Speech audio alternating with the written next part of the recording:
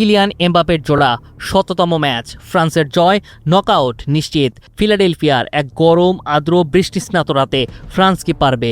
উত্তরটা ছিল বেশ সহজ।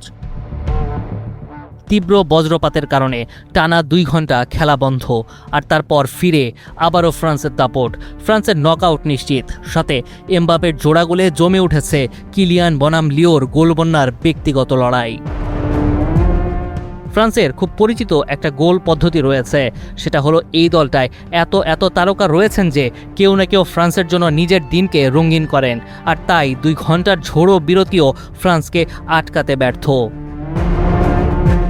ভিশন QD মিনি LED টিভিতে আছে MEMC এবং DBX টিভি সহ লেটেস্ট সব টেকনোলজি। Vision television.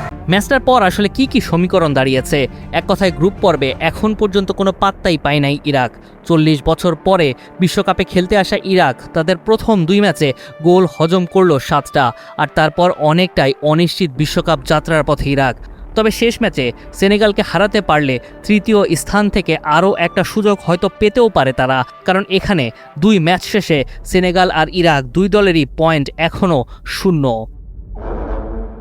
আর এদিকে ম্যাচটা জিতে ফ্রান্স নকআউট পর্ব নিশ্চিত করেছে ঠিকই, কিন্তু এখানেও ঢুকে পড়েছে যদি কিন্তুর মারপ্যাচ।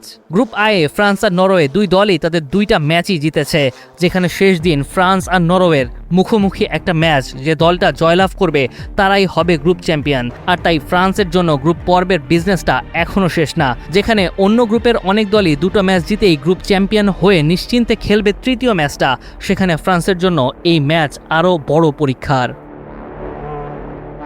সব মিলিয়ে গ্রুপ আয়ে এক জমজমাট অবস্থা, উত্তেজনার পারদ যেন এখানে তুঙ্গে। একদিকে ফ্রান্স আর নরওয়ের গ্রুপ সেরার লড়াই, অন্যদিকে ইরাক সেনেগালের টিকে থাকার যুদ্ধ, আর মাঝখানে এমবাপে বনাম মেসির গোলের ব্যক্তিগত প্রতিযোগিতা। বিশ্বকাপের গ্রুপ পর্ব শেষ হওয়ার আগেই এই গ্রুপ যেন উপহার দিচ্ছে নকআউটের আবহ। মুনিম শাহরিয়ার, ৭১।